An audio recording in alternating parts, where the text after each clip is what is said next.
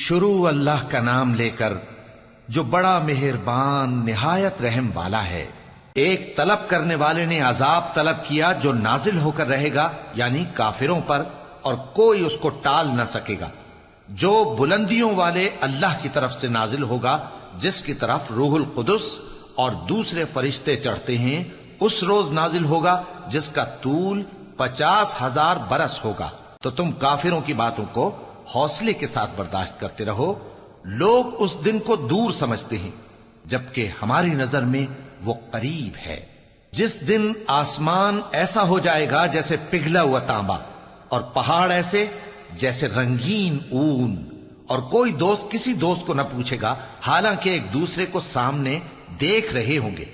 اس روز گناہگار چاہے گا کہ کسی طرح اس دن کے عذاب کے بدلے میں سب کچھ دے دے، یعنی اپنے بیٹے اور اپنی بیوی اور اپنے بھائی اور اپنا خاندان جس میں وہ رہتا تھا، اور جتنے آدمی زمین پر ہیں، غرض سب کو دے ڈالے، پھر اپنے آپ کو عذاب سے چھڑا لے۔ لیکن ایسا ہرگز نہیں ہوگا۔ وہ بھڑکتی ہوئی آگ ہے، کھال ادھیڑ کر کلیجہ نکال لینے والی۔ وہ ان لوگوں کو اپنی طرف بلائے گی جنہوں نے دین حق سے اعراض کیا اور منہ پھیر لیا، اور مال جمع کیا، پھر سینت سینت کر رکھا۔ کچھ شک نہیں کہ انسان کم حوصلہ پیدا ہوا ہے۔ جب اسے تکلیف پہنچتی ہے تو گھبرا اٹھتا ہے، اور جب ملتا ہے اس کو مال تو بخیل بن جاتا ہے۔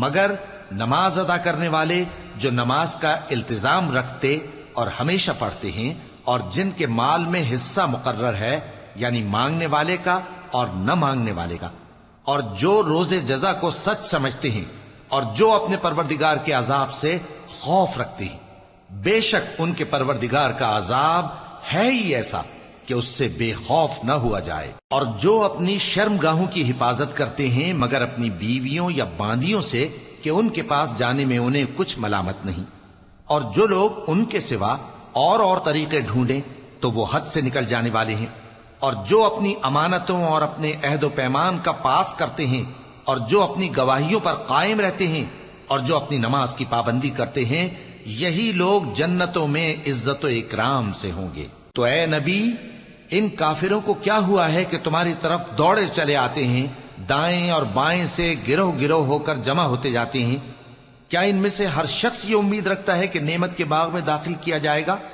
ہرگز نہیں۔ ہم نے ان کو اس چیز سے پیدا کیا ہے جسے یہ جانتے ہیں۔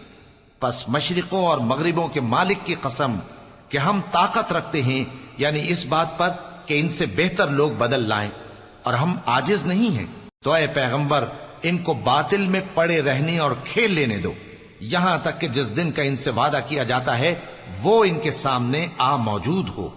اس دن یہ قبروں سے نکل کر اس طرح دوڑیں گے جیسے کسی مقابلے کے نشان کی طرف دوڑے جا رہی ہوں۔ ان کی آنکھیں جھک رہی ہوں گی اور ذلت ان پر چھا رہی ہوگی۔ یہی وہ دن ہے جس کا ان سے وعدہ کیا جاتا تھا۔